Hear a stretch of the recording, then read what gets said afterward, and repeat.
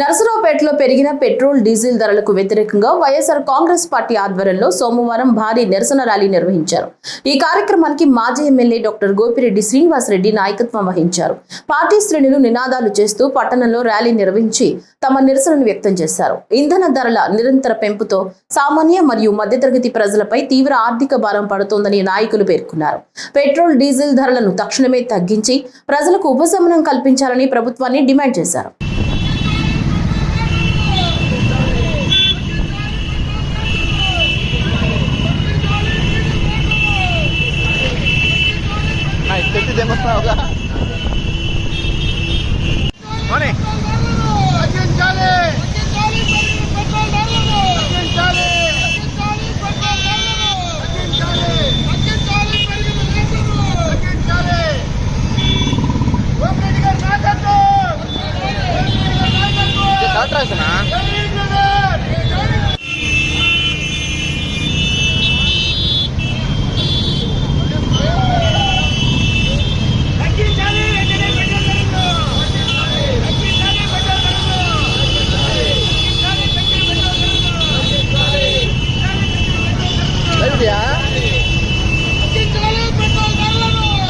Vale.